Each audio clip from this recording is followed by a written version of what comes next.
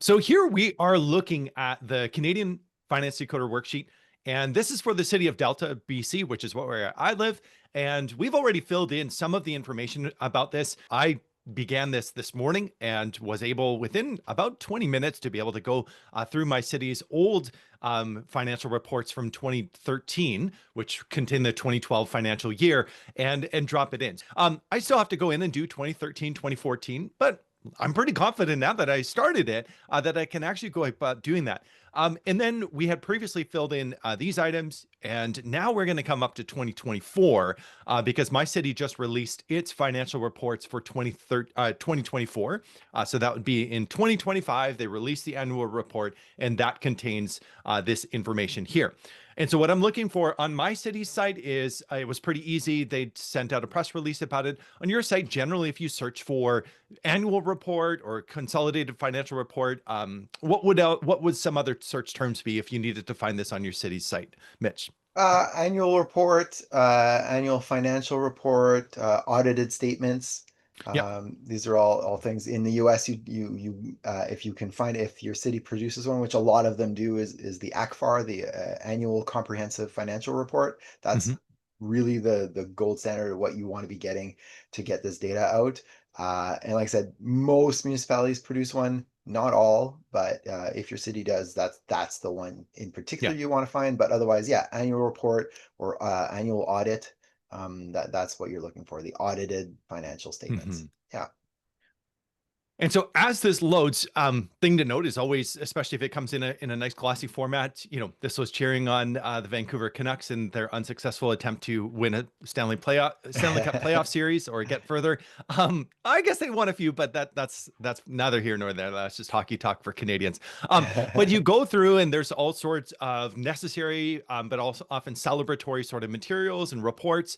But we want to scroll down through all of the sort of glossy info until basically go until it starts to look ugly. And that's the point when you need to suddenly start to pay attention. And it's all of this material that the auditors have given back to the city to describe what it is that's going on. So in my case, I'm looking for the consolidated statement of financial position.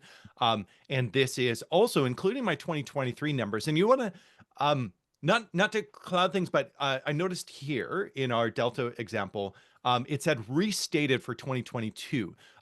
Maybe just pick that up because as we look at the 2024 numbers, we might actually take a look at our 2023 numbers as well. Do you want to explain what does it mean if it says numbers are restated, and why would the later year be useful in double checking the numbers of the previous year? Yeah, so I would say you want to work backwards from the most recent info you have and then work back in the years. And that's precisely for this reason is sometimes a city will put out their financial statements, say for 2022, and say, here are the numbers. But then in the course of the following year, they find out a couple of things were maybe not completely accurate. And so when they do their 2023 statements, they may then restate their 2022 and say, yeah, so we brought some corrections to these numbers, right? So if you use your 2022 statement for those numbers, and then didn't look at your 2023 to see that the 2022 had been updated, you would Mhm. have the incorrect numbers, right? And so every financial statement, like you see on the screen here, has the current year and the prior year. So I always like to start with the most recent number. So 2024, we use this report, 2024, and the 2023 numbers in this report because we know it's the most recent version if they've restated it. Then when you go to the 2023 report, rather than using the 23, you use that to use the 2022 numbers, Mhm. right? So Yeah. and then you just go backwards so that you know you always have the most recent version of whichever year you're going. And then you go back for as far as you are interested in going back or as far as you have information for. The Public Sector Accounting Board in Canada says you want to do this with this exercise in a minimum of 5 years, but I always say 5 years is not enough Mhm. because we're looking at like systemic long-term trends. 5 years is barely a council term. Yeah. And so when you do 5 years, you really, fall into the trap of wanting to blame somebody, right? Whereas when you're looking at 10, 15 years, then you can see past that to see like, oh, wow, this is actually a much longer Mhm. term trend. And so you can see past wanting to lay blame and really just get to work, fixing your city's issues. The other thing too is 5 years. when just a good example is when we look at the past 5 years from today. I mean, most of those are pandemic years, so it's really hard to get a good representative trend line going. You want to see what is a true trend and what is maybe pandemic relief influenced. Mhm. Maybe there was a local a hurricane or an earthquake or a fire or something that would have affected your city's finances. So you want to be able to see that in the longer term to see how those major local events might have impacted. So 5 years to me, not enough. Do 10. If you can do 15 or 20, if your city has that long, great. Yeah, I think that's the thing. You'll find that on your city's website, they may only have 2 or 3 years, maybe 5 years.